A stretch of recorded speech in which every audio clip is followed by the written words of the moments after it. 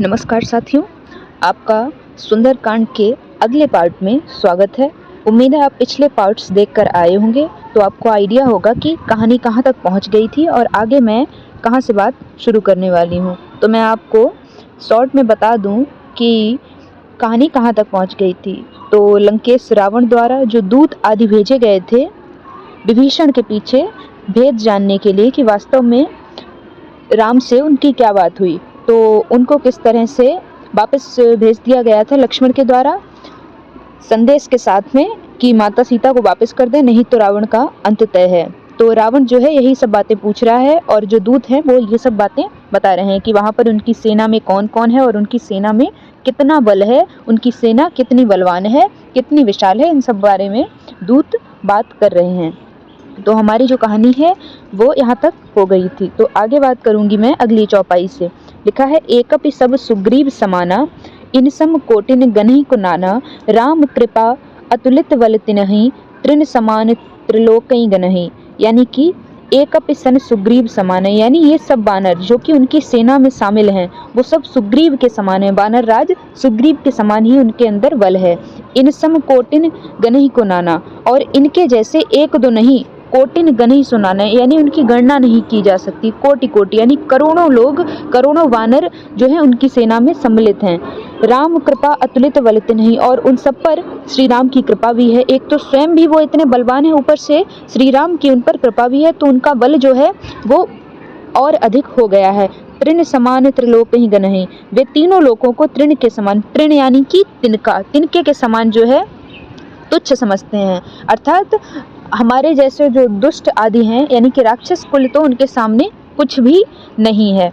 आगे कहा गया है, असमय सुना श्रवण दसखंदर, पदुम 18 जूथप बंदर, नाथ कटक महशोक पिनाही, जो ना तुम्हें जीते रन माही। यानी कि जो ना तुम्हें जीते रन माही, यानी वहाँ पर ऐसा कोई भी वानर नहीं है, यानी सारे वानरों में इतनी शक्तियाँ हैं कि ऐसा हम कह ही नहीं सकते हैं कि वो आपको जीत नहीं सकते। यानी आपको, उनकी जो सेना इतनी विशाल है, उनकी सेना में इतना बल है कि वो आपको यूं ही यानी कुछ ही क्षणों में जीत सकते हैं, हमारी संपूर्ण लंका को जो है हरा सकते हैं। ये बात यहाँ पर हुई है। आगे कहा गया, परम क्रोध मीझे सभा था, यानी कि परम क्रोध यानी उनके भीतर, किनके भीतर, संपूर्ण वानर सेना के हृदय में हम सबके लिए इतना ज़्यादा क्रोध है कि वो उस क्रोध से हमें तुरंत ही भस्म कर देना चाहते हैं, लेकिन उन्हें तो अभी प्रभु श्री राम ने आज्ञा नहीं दी है, इस वजह से वो स्वयं को रोके हुए हैं। सोसई सिंधु सहिस झस व्याला, पूरी नाता भरी कुधर विशाला, यानी अगर श्री राम उन्हें आज्ञा दे दें तो वो हम मछलियों और सांपों रहित समुद्र को सोख लेंगे। यानी कि जो समुद्र कोसों दूर तक फैला हुआ है उनके लिए काफ़ी आसान है उसको पार करना, लेकिन श्री राम अभी जो है विनय भाव से समुद्र से प्रार्थना करने में लगे हुए हैं। ये बात दूत रावण से कह रहे हैं। आगे लिखा है, मर्दी गर्द मिलवही 10 सीसा, यानी वो हमें मसल कर यूं ही फेंक सकते हैं। कौन लोग? वानर सेना हमें, यानी कि संपूर्ण राक्षस सेना को और साथ ही साथ 10 शीश यानी रावण को। ऐसे हो बचन कहीं सब कीसा, गरजहि तरजहि सहस असंका, मानहु ग्रसन चाहता है लंका। यानी ऐसे वचन सभी वानर कह रहे थे जब हम वहाँ पर गए थे, और ऐसे गर्जना कर रहे थे, इतने क्रोध में थे वो कि ऐसा लग रहा था जैसे वो यूं ही लंका को खत्म कर देंगे, लंका का विध्वंस कर देंगे, लंका को अपना ग्रास बना लेंगे। ग्रास यानी कि भोजन बना लेंगे, उसे निगल लेंगे। आगे दोहा आया है 55वां और लिखा है, सहल सूर कपि भालु सब, पुनि सिर पर प्रभु राम, रावण काल कोटि कहूँ जीत सकहि संग्राम। यानी सब वानर भालू सहज ही सूरवीर है, यानी उनके अंदर जो है बहुत ही वीरता है। फिर उनके सिर पर प्रभु श्री राम का साया भी है, यानी प्रभु श्री राम का आशीर्वाद भी उन पर है। रावण काल कोटि कहूँ जीत सकहि संग्राम। तो हे रावण, हे प्रभु, मतलब दूत कह रहे हैं, रावण से विनती कर रहे हैं, वे संग्राम में करोड़ों कालों को भी जीत सकते हैं। आगे लिखा है, रामचंद्र जी के तेज के सामने उनके सामर्थ्य, बल और बुद्धि की अधिकता को लाखों शेष भी नहीं गा सकते। वे एक ही बाण से सैकड़ों समुद्रों को सोख सकते हैं, परंतु नीति गुण यानी नीतियों से परिपूर्ण श्री राम जो हैं, यानी विभीषण से, यानी आपके भाई से उन्होंने राय मांगी है और उनकी राय पर जो है वो समुद्र से प्रार्थना करने बैठे हैं कि वो उन्हें एक कुछ युक्ति सुझाए ताकि संपूर्ण वानर सेना समुद्र को पार कर पाए। तो आगे लिखा है, तासु बचन सुन सागर पाही, मागत पंथ कृपा मन माही, सुनत वचन विहसा दस सीसा, जो असिमति सहाय कृत कीसा। यानी ये सब बातें जब रावण ने सुनी कि किस तरह से समुद्र से रास्ता मांग रहे हैं श्री राम, तो वो मन ही मन जो है मुस्कुराने लगा। क्या लिखा है, सुनत वचन विहसे दस सीसा, यानी रावण जो है हंसने लगता है। जो असीमति सहाय कृत कीसा, यानी दूत के वचन सुनते ही रावण खूब हंसा और बोला, जब ऐसी बुद्धि है तभी तो वानरों को सहायक बनाया है। यानी ये मूर्खता ही तो है कि किस तरह से वो विनय भाव करने में लगे हैं। वो समुद्र को सुखा भी तो सकते हैं अगर उनमें इतना ही बल और क्षमता है। आगे लिखा है, सहस भीरु कर वचन दृढ़ाई, सागर सन ठानी मचलाई, मूढ़ मृषा का कर से बढ़ाई, रिपुबल बुद्धि था मैं पाई। यानी स्वाभाविक ही डरपोक विभीषण के वचन को प्रमाण करके उन्होंने समुद्र से बाल हट ठाना है। अरे मूर्ख, झूठी बढ़ाई क्या करता है, बस मैंने शत्रु यानी श्री राम के बल और बुद्धि की था पा ली है कि वो कितने बल में प्रवीण हैं और बुद्धि में प्रवीण हैं। अगर इतने ही उनके पास बुद्धि बल में प्रवीणता होती तो वो इस तरह की मूर्खता नहीं कर रहे होते। आगे लिखा है, सचिव सभीत विभीषण जाके, यानी जिनके विभीषण जैसे सचिव होंगे, विभीषण जैसे लोग जिन्हें राय देंगे, विजय विभूति कहाँ जगता के, उन्हें कहाँ विजय मिलने वाली है। सुनिखल वचन दूत ऋषिवाड़ी, समय विचारे पत्रिका काढ़ी। अब ये सब बातें जब हुई तो पत्रिका काढ़ी, यानी कि अब दूतों ने लक्ष्मण के द्वारा जो पत्रिका भेजी गई थी, पाती भेजी गई थी, पत्र भेजा गया था, यानी संदेश भेजा गया था, उसको पढ़कर सुनाने लगते हैं और कहते हैं कि श्री राम जी के छोटे भाई लक्ष्मण ने ये पत्र भेजा है, तो हे नाथ यानी हे रावण, इसे बचवा कर छाती ठंडी कीजिए, यानी इसे किसी से पढ़वाइए और सुन लीजिए कि उन्होंने क्या संदेश भेजा। तो रावण ने हंसकर उसे बाएं हाथ से लिया और मंत्री को बुलाकर कहा कि इसे पढ़कर सुनाओ। तो मंत्री जब पढ़कर सुनाता है तो पत्रिका में क्या लिखा है सुनिए जरा, कि पत्रिका में लिखा है, अरे मूर्ख, रावण के लिए ये शब्द कहे गए हैं लक्ष्मण के द्वारा, केवल बातों से ही मन को रिझाकर अपने कुल को नष्ट भ्रष्ट न करो। श्री राम जी से विरोध करके, विद्रोह करके तुम विष्णु ब्रह्मा और महेश की शरण में जाने पर भी नहीं बच सकोगे। तो ये बातें जो है कही गई हैं। आगे लिखा है, कीतजिमान अनुज इव प्रभु पद पंकज भृंग, होहि की राम सरानल खलकुल सहित पतंग। यानी या तो अभिमान छोड़कर अपने छोटे भाई विभीषण की भांति प्रभु के कमल रूपी चरणों में आकर अपना शीश नवा दो, यानी उनसे क्षमा मांग लो, अथवा श्री राम जी के बाणों से अपने संपूर्ण राक्षस कुल का विनाश जो है करवा लो। यानी दो ही तुम्हारे पास जो है ऑप्शंस बच रहे हैं, या तो तुम उनसे क्षमा मांग लो तो तुम्हारी संपूर्ण राक्षस कुल का उद्धार हो जाएगा, वो उनका विनाश होने से बच जाएगा। लेकिन अगर तुम ऐसा नहीं करोगे तो दूसरा जो हमारे पास रास्ता बचता है वो यही है कि हमारे भ्राता यानी प्रभु श्री राम के द्वारा, भैया के द्वारा जो है, उनके बाणों के द्वारा तुम सबका जो है विध्वंस हो जाएगा। आगे लिखा है, सुनत सभे मन मुख मुस्काई। यानी ये बातें सुनकर सभी लोग रावण के साथ साथ संपूर्ण मंत्रीगण मुस्कुराने लगे। कहत दशानन सभी सुनाई, भूमि पराप कर गहत आकाशा, लघु तापस कर वाग विलासा।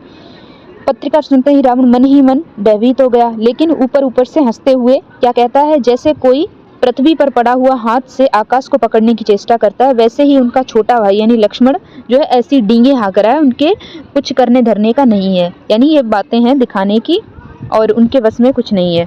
कह सुख नाथ सत्य सब वानी। तो दूत ने कहा कि हे नाथ, अभिमान छोड़कर यानी अपना ये जो स्वभाव है जिसमें इतना अहंकार भरा हुआ है उसको त्याग दीजिए और इन बातों को सत्य समझिए, क्योंकि श्री राम जो है इतने ही प्रतापी हैं जितना इस पत्र के द्वारा लक्ष्मण जी ने बताया है। उनके पास असीम बल है, यानी वो यूं ही आपको हरा सकते हैं, हमारी संपूर्ण राक्षस योनि को मसल कर फेंक सकते हैं। यद्यपि श्री रघुवीर समस्त लोकों के स्वामी हैं, पर उनका स्वभाव अत्यंत कोमल है। मिलते ही प्रभु आप पर कृपा करेंगे और आपको जो है क्षमा कर देंगे और आपको हृदय में धारण कर लेंगे। यानी आपको एक, अगर आप शरणागत बनकर उनके समक्ष जाएंगे तो अवश्य ही वो आपको स्वीकार करेंगे और आप पर भी अपनी दया निधि जो है वो लुटा देंगे, आप पर अपनी दया दृष्टि डालेंगे और आपको क्षमा भी अवश्य कर देंगे। तो दूत कहते हैं कि जनक सुता अर्थात जनक की पुत्री रघुनाथन दीजिए, यानी रघुनाथ श्री राम को लौटा दीजिए। इतना कहा मोर प्रभु कीजिए, यानी मेरे कहने पर, हम दूतों के कहने पर इतना कहना हमारा मान लीजिए। जब ते ही कहा देन वैदेही, चरण प्रहार कीन सठते ही। यानी जब उस दूत ने कहा कि जानकी जी को वापस कर दो, तो रावण ने जो है उनको लात मार दी चरण से, यानी अपने पैर से उन पर प्रहार कर दिया। कि दुष्ट ऐसी बातें तुम क्यों कह रहे हो। वह भी विभीषण की बात चरणों से सिर नवाकर वहीं चला गया जहाँ कृपासागर श्री रघुनाथ सिंह रहते हैं। यानी ये सब बातें हुई और जो दूत आए थे उन्हें समाचार देके उनसे अपमानित होके, यानी पहले तो उन्होंने पूरे तरीके से समझाने का प्रयास किया रावण को, ताकि वो समझ जाए, मान जाए और अपना अहंकार अभिमान त्याग दे और माता सीता यानी वैदेही को वापस लौटा दे। लेकिन जब वो नहीं माना और इनको भी अपमानित करके अपने पैरों से यानी लाते मारकर जब लंका से निकाल दिया, बहिष्कृत कर दिया, तो वो सभी दूत जो है श्री राम के चरणों में शरण में चले गए। आगे लिखा है ऋषि अगस्त्य की साप भवानी, यानी ऋषि अगस्त ऋषि जो हैं उनका साप यानी कि श्राप लगा हुआ है। ये बात कौन कह रहा है? शिव जी कह रहे हैं माता पार्वती को आगे की कहानी बताते हुए। राक्षस भयं रहा मुनि ज्ञानी बंदे राम पद वारिन वारा मुनि निज आश्रम कहूँ पण उधारा, यानी बार बार श्री राम जी के चरणों की वंदना करके वह मुनि अपने आश्रम को चला गया। आगे लिखा है, ये काफ़ी महत्वपूर्ण दोहा है। यहाँ पर जो है एक नीतिवाचक बात आपको पता चलेगी जो कि रामचरितमानस के सुंदरकांड में संकलित है। अगर आपसे कोई प्रश्न पूछा जाएगा कि रामचरितमानस के सुंदरकांड में तुलसीदास जी द्वारा राम की जो चारित्रिक विशेषताएं बताई गई हैं उन पर प्रकाश डालिए, तो आपको ये दोहा जो है उद्धृत करना चाहिए, क्योंकि ऐसे ही करने से आपको अधिक अंकों की प्राप्ति होती है। तो लिखा है दोहा में, विनय न मानत जलद जड़ गए 3 दिन बीत बोले राम सकोप तब भय विनु होई न प्रीति। यानी क्या लिखा है? विनय न मानत जलद जड़, विनय यानी कि विनय प्रार्थना जो वो कर रहे हैं बड़े सौहार्द भाव से। विनय न मानत जलद यानी कि समुद्र, जड़ यानी कि मूर्ख है।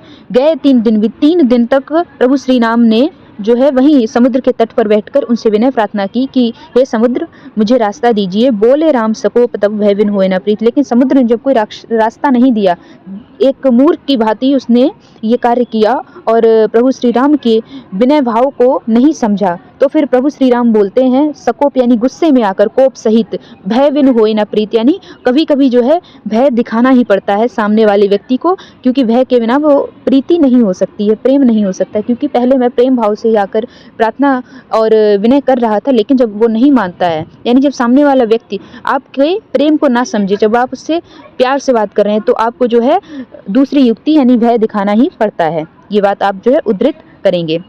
आगे लिखा है, लक्ष्मण वान सरासन आनु सोसव बारिध बिसिख कृपानु सठ सन विनय कुटिल सन प्रीति सहज कृपन सन सुंदर नीति। दूसरी पंक्ति मैंने हाईलाइट की है, तो जाहिर सी बात है ये महत्वपूर्ण है। तो लक्ष्मण से प्रभु श्री राम कहते हैं, पहली पंक्ति की बात कर रही हूँ कि हे लक्ष्मण धनुष बाण ले आओ, मैं अग्निबाण से समुद्र को सुखा डालूंगा। आगे लिखा है, सठ सन विनय कुटिल सन प्रीति, यानी सठ यानी कि मूर्ख के साथ में विनय भाव से पेश आना, कुटिल सन प्रीति यानी कुटिल के साथ प्रीति दिखाना, यानी जो छल आदि करता है। सहज कृपन सन सुंदर नीति, स्वाभाविक ही कंजूस से सुंदर नीति। उदारता का उपदेश, यानी ये सब बातें कहेंगी कि अगर आप ऐसा करते हो तो भी, जैसे होता है नहीं कुछ दुष्ट लोग होते हैं जिन पर आप कितना भी प्रेम भाव दिखा लो, उनकी नियति जो है वो कभी बदलती नहीं है। वैसा ही यहाँ पर कहा गया है कि एक तो मूर्ख व्यक्ति से अगर आप विनय करोगे, सठसन विनय, कुटिल सन प्रीति यानी कुटिल व्यक्ति के साथ आप प्यार दिखाओगे, स्वाभाविक ही कंजूस से सुंदर नीति यानी उदारता का उपदेश दोगे, ममता में फंसे हुए मनुष्य से ज्ञान की कथा कहोगे, अत्यंत लोभी से वैराग्य धारण करने को कहोगे, समझ रहे हैं आप, क्रोधी से शांति की बात कहोगे कि आप जो है धैर्य रखिए, शांति रखिए, और कामी यानी जो काम वासना में लीन होता है उससे भगवान की कथा कहोगे। इनका वैसा ही फल है जैसे ऊसर में बीज बोने से होता है, अर्थात ये सब बातें जो है व्यर्थ ही चली जाती हैं। क्या? जैसे अगर कोई भूमि जो है, कोई ज़मीन है वो फर्टाइल नहीं है, ठीक है, बंजर पड़ी हुई है, उसमें किसी भी तरह की उर्वरक क्षमता नहीं है, तो अगर आप उसमें अपनी फसल उगाने की कोशिश करोगे तो वो तो व्यर्थ ही जाएगा ना। उसी तरह ये सब बातें कही गई कि ममता रत सन ज्ञान कहानी, यानी ममता से युक्त व्यक्ति को, जो ममता में विलीन है, उससे अगर आप ज्ञान की बातें कहोगे तो वो व्यर्थ ही जाएगा। अति लोभी सन विरत वखानी, कोई लोभी व्यक्ति है जो लोभ में इस तरह से डूबा हुआ है कि वो अपने लालच के आगे कुछ भी नहीं देखता है, तो उससे ज्ञान की बातें करोगे, उससे वैराग्य धारण करने को कहोगे तो वो कभी नहीं मानेगा। क्रोध ही सम काम ही हरि कथा, यानी अब क्रोधित व्यक्ति से कहोगे कि तुम जो है शांति धारण करो तो वो नहीं मानेगा, व्यर्थ ही जाएगा।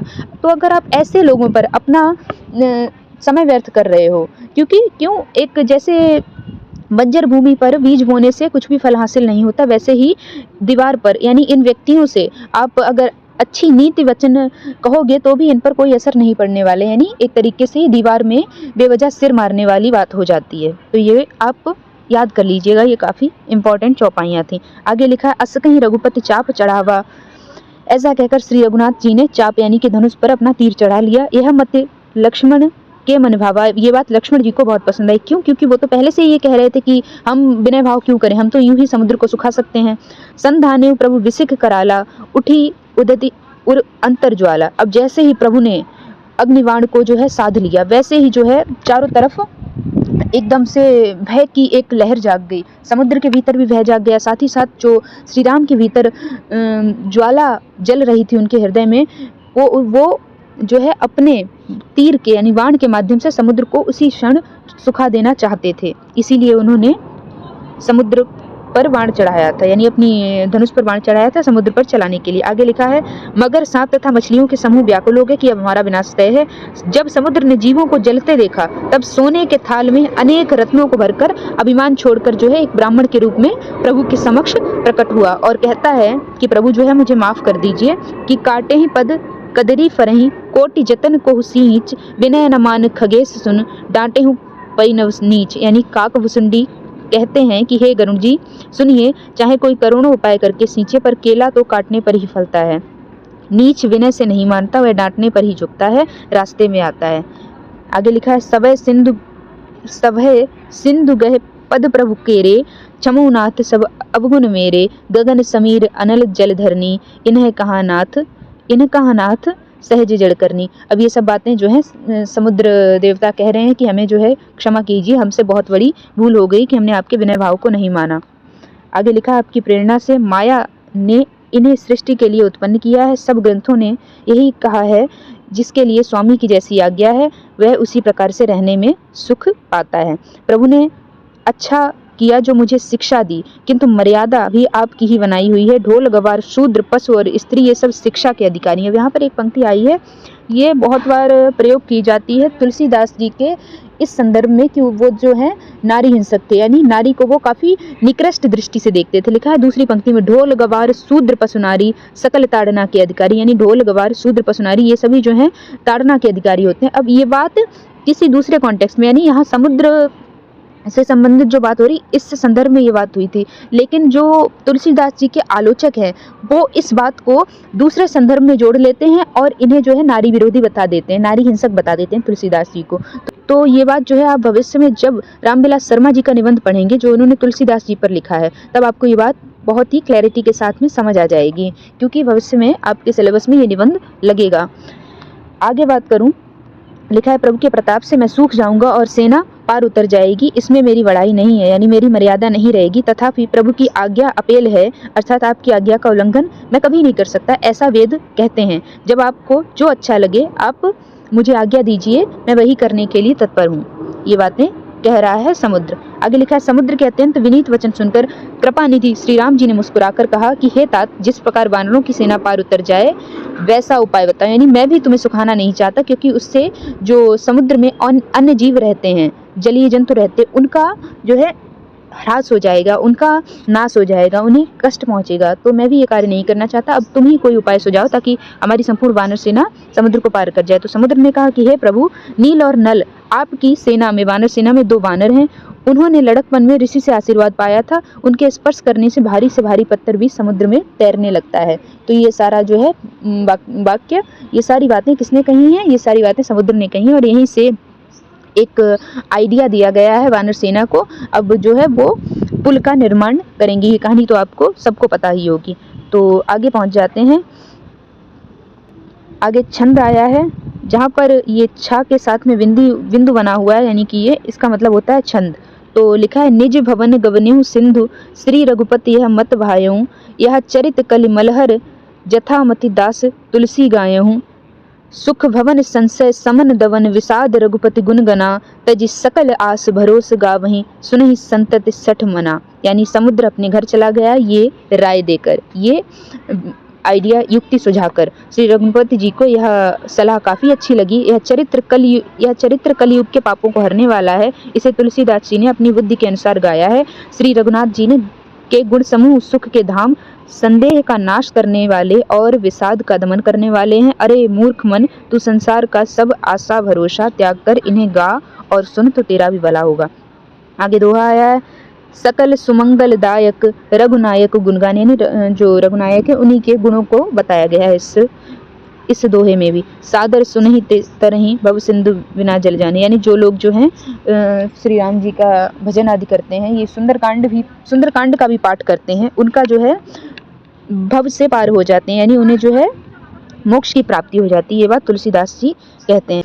तो आपने अभी तक ये तो देख लिया कि अंतिम जो चौपाई आई थी या अंतिम जो दोहा था वहाँ पर सुंदरकांड की समाप्ति हो रही है। और समाप्ति कहाँ पे हुई है? तुलसीदास जी ने जो है सुंदरकांड के मर्म को बताया है, क्योंकि सुंदरकांड जो है हमारे हिंदू धर्म में काफ़ी पवित्र माना जाता है और ये भी माना जाता है कि इसका पाठ करने से व्यक्ति के पाप जो हैं वो उनका नाश हो जाता है और व्यक्ति को मोक्ष की प्राप्ति होती है, उसका मन शांत होता है और वो जो है अच्छी चीज़ों को अपनाता है, यानी सदाचार को अपने जीवन में अपनाता है और दूसरों को भी जो है सदाचारों को अपनाने की सलाह देता है। अब जो यहाँ पर मैंने कुछ एक चीज़ें एक्स्ट्रा लिख दी हैं, इनको आप एज इट इज़ नोट कर लें, क्योंकि ये जो है आपको जब आप सप्रसंग व्याख्या करेंगे तो आपको विशेष लिखना होगा। तो आप विशेषताओं के तौर पर ये चीज़ें लिख सकते हैं कि इसकी शिल्प कैसी है, नाटकीयता है, इसमें संक्षेप है, प्रभावशाली चौपाई और दोहे हैं, क्योंकि हर चौपाई और दोहा एक हमारे पाठक के हृदय पर, हमारे हृदय पर एक अलग ही प्रभाव छोड़ जाता है।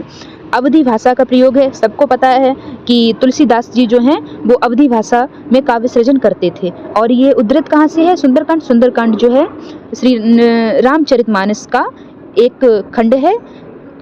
इसकी भाषा जो है भावानुकूल है, पात्रानुकूल भाषा है। दोहा चौपाई छंद का प्रयोग यहाँ पर हुआ है। सातवां है नाम जप की महिमा का गान है। अंतिम जो दोहा आया है उसको आप जो है उद्धृत कर सकते हैं कि यहाँ पर बताया गया है। और आठवां चित्रात्मकता है। चित्रात्मकता अर्थात जब आप पढ़ते हैं चौपाइयों को, दोहों को या छंदों को या सोरठा को, तो आपके दिमाग में, आपके हृदय में या आपके समक्ष, आपकी आंखों के समक्ष वो चित्र उकर आते हैं, यानी आपको ऐसा महसूस होने लगता है कि ये सारी घटनाएं आपकी आंखों के समक्ष हो रही हैं और भावों का उतार चढ़ाव है। कहीं पर प्रभु श्री राम भी उदास दिखाई देते हैं, कहीं पर प्रसन्न हो जाते हैं, तो ऐसे भावों का जो उतार चढ़ाव दिखाया गया है। कहीं पर वो क्रोधित भी दिखाए गए हैं, जैसे विनय न मानत जलद जड़ गए 3 दिन बीत, बोले राम सकोप तब भय बिन होए न प्रीत, तो ऐसे वो क्रोधित भी कहीं ना कहीं पर दिखाई दिए हैं। तो यहाँ पर जो है अंतिम दोहा भी आप फिर से देख लीजिए कि यहाँ पर किस तरह से बताया गया है कि श्री रघुनाथ जी का गुणगान संपूर्ण सुंदर सुमंगलों को देने वाला है, यानी मंगलकारी है। जो इसे आदर सहित सुनेंगे या फिर पढ़ेंगे, इसका जो पाठ भी करेंगे या फिर जो पाठ नहीं कर सकते हैं वो लोग अगर इसे सुनेंगे भी, श्रोता और पाठक दोनों को ही सुंदरकांड पढ़ने या सुनने से समान लाभ होगा और उनका जीवन जो है वो अच्छा हो जाएगा, सदाचारों से भर जाएगा, सकारात्मकता से भर जाएगा और भविष्य में वो मोक्ष को प्राप्त करेंगे। तो यहाँ पर मैं जो ये सीरीज़ है ये ख़त्म करती हूँ। ये सीरीज़ का अंतिम वीडियो था, ये 5वां पार्ट था, मैं आपको बता दूँ। तो उम्मीद है आप आगे के पार्ट्स देख कर आए होंगे। अगर नहीं देखे तो जाकर ज़रूर देखिए, क्योंकि पूरे यूट्यूब पर आपको कहीं पर भी ये अवेलेबल नहीं होगा। और मैं आपको ये भी बता दूँ कि हालांकि यहाँ पर इनके व्याख्या भी दे रखी थी इन सभी चौपाइयों की, लेकिन मैंने अपनी तरफ से इनको और भी विस्तृत तौर से व्याख्यायित किया है। तो आप जो है चाहे तो इसके नोट्स भी बना सकते हैं, लेकिन अगर आपको ज़्यादा लंबा लग रहा है तो आप इसको कंठस्थ भी कर सकते हैं, जो कि आपके लिए काफ़ी महत्वपूर्ण और सहायक सिद्ध होगा आपको अच्छे मार्क्स दिलाने में।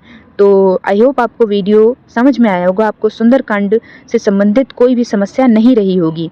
और आगे की बात मैं, यानी कि आगे की यूनिट्स में धीरे धीरे चैनल पर लाती रहूँगी। तो मेक श्योर आप चैनल को सब्सक्राइब जरूर कर लें, बेल आइकन दबा लें ताकि आपके पास टाइमली नोटिफिकेशन पहुँच जाए। और अगर किसी भी तरह की क्वेरी है, कोई भी डाउट है, तो आप कमेंट सेक्शन में पूछ सकते हैं, मैं आपका रिप्लाई ज़रूर करूँगी। तो वीडियो को यहीं पे एंड करते हैं। वीडियो देखने के लिए आप सभी का बहुत बहुत शुक्रिया।